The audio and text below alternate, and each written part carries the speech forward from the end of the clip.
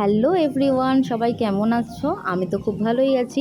তো চলো আজকে তোমাদের চিকেনের একটা চটজলদি রেসিপি করে দেখাই। তো ফার্স্টে আলুগুলোকে আমি ভেজে নিচ্ছি, সাথে মাংসটা আমি খুব ভালো করে ধুয়ে নেবো।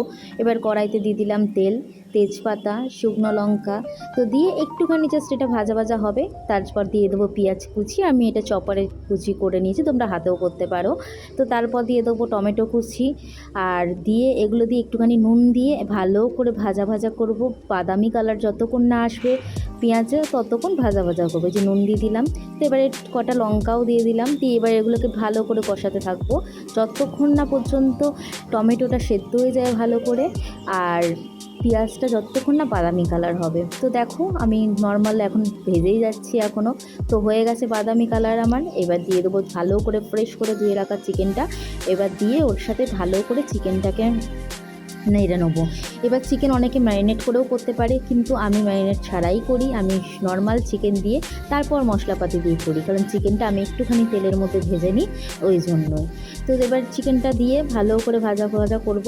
সব চিকেনটা দেবো, আগে একটু নেড়ে নিলাম, নাহলে নিচে আবার পুড়ে যাবে। তো দেখো আমি এখানে মশলা বেটে নিয়েছি, এখানে পেঁয়াজ আদা রসুন একসাথে দিয়ে বেটে নিয়েছি। একটা পেঁয়াজ দিয়েছি, একদম হালকা করে রান্না করব, আর কোয়া রসুন আর আদা সব দিয়ে বেটে নিয়েছি। দিয়ে এবার এই মশলাটা দিয়ে দেবো। আমার চিকেন ভাজা হয়ে গেছে, চিকেন থেকে জল বেরোতে শুরু করে দিচ্ছে। তো এখনই মশলাটা না দিলে মশলার একটা কাঁচা গন্ধ থেকে যাবে। তো এবার আমি মশলাটা দিয়ে ভালো করে কষিয়ে এবার রেগুলারের যে মশলা সেগুলো আমরা দিয়ে দেবো।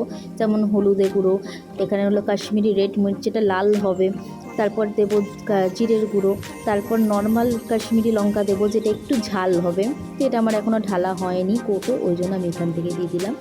তো এইগুলো দিয়ে এবার রেগুলার যে মশলাগুলো এগুলো দিয়ে তো নর্মাল নাড়াচাড়া করব। তো আমি চিনিটা দিইনি এখানে, তোমরা চাইলে একটু 2-3টে দানা চিনিও দিয়ে দিতে পারো।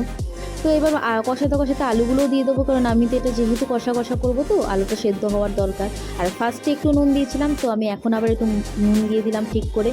এবার দিয়ে দেবো কষাতে কষাতে চিকেন কারি মশলাটা।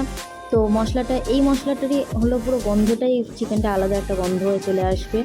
তো আমি অনেকটা মাংস ছিল বলে পুরোটা দিয়ে দিলাম, তোমরা যদি অল্প মাংস থাকে অল্প দিও। তো এইবার সব কিছু দেওয়া হয়ে গেছে, দিয়ে আর ভালো করে কষাতে থাকবো। আর দেখেছো কতটা জল বেরিয়েছে, আমি কিন্তু এখন অবধি কোনো জল দিইনি। তো এই জলেই কিন্তু আমার অলরেডি অনেকটা চিকেন কষানোই হয়ে যাবে। তো দেখো এখনও কষাতে থাকছি, দেখো জল কিন্তু আমি এখনও দিইনি, আমি গরম জল বসিয়েছি, আমি গরম জল দেবো তার জন্য। তো গরম জল দেওয়া হয়ে গেছে, এবার নামাবো। আমি নামানোর আগে দিয়ে দিচ্ছি হলো গরম মশলা, দিয়ে তারপর এবার চিকেনটা আমার রান্না হয়ে গেছে। দেখো কি সুন্দর খেতে, বাচ্চা থেকে বড় সবাই খেতে পারবে, হালকা পাতলা রান্না। আর গরম মশলা দিয়ে আমি কিন্তু ফোটাই না, জাস্ট নাড়িয়ে নিই।